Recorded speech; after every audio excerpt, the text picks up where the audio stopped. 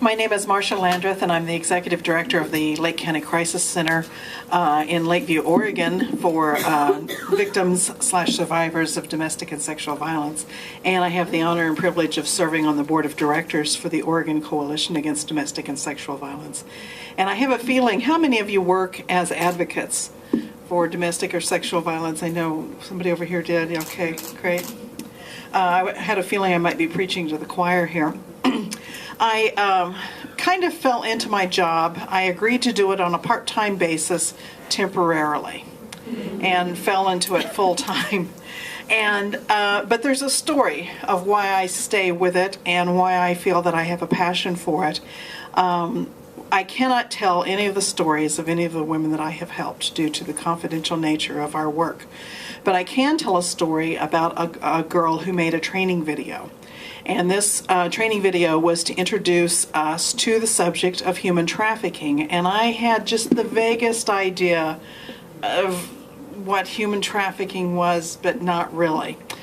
This was a young girl who was in high school, and she lived in a family with her, it was just the typical American family. It was a brother, her mom and dad. They all lived together in a suburban house.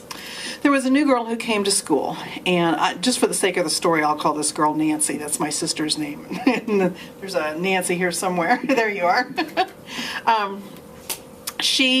A new girl came to school, and Nancy befriended her and took her around and introduced her to her friends, sat with her at lunch, and did all the things that you would hope your daughter would do.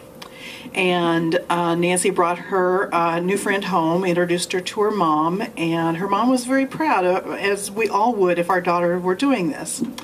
Well, Nancy wanted, or the friend wanted Nancy to come home with her and meet her. She had just lived with her dad. And the mom said, and she wanted to spend the night there, the weekend. And the mom said, well, I need to meet the dad. So the dad came over. He was very charming. He talked about the things that the girls would do over the weekend. And everything seemed perfectly normal. Well, later on that night, the mom's phone rang, and all she heard was, help me, Mom, and she was cut off. The man turned out to be a trafficker. Mom immediately called the police, and the police just were kind of lackadaisical about the whole thing and said, well, she's probably a runaway. You need to brace yourself for this. Well, the parents armed themselves and gathered all the friends, and they went and essentially canvassed the neighborhood. They went to the house where they said they lived. Of course, it was a non-existent address. But luckily and amazingly, they were able to find the girl. She had been drugged and she had been repeatedly raped.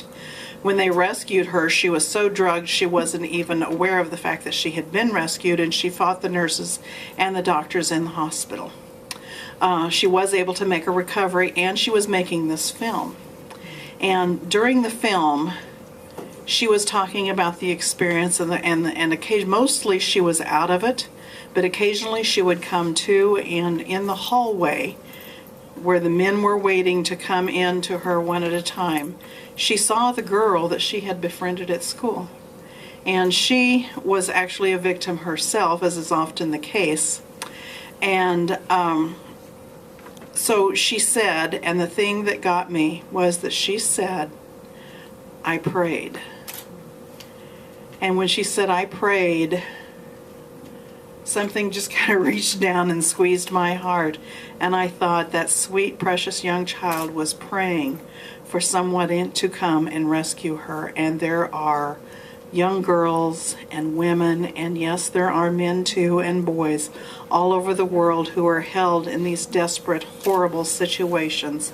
And they are praying for somebody to come and rescue them.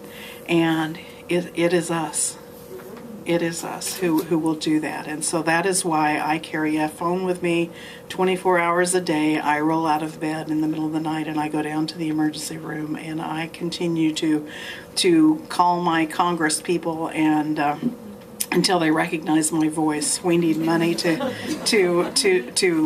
battle this, and we are the people of God.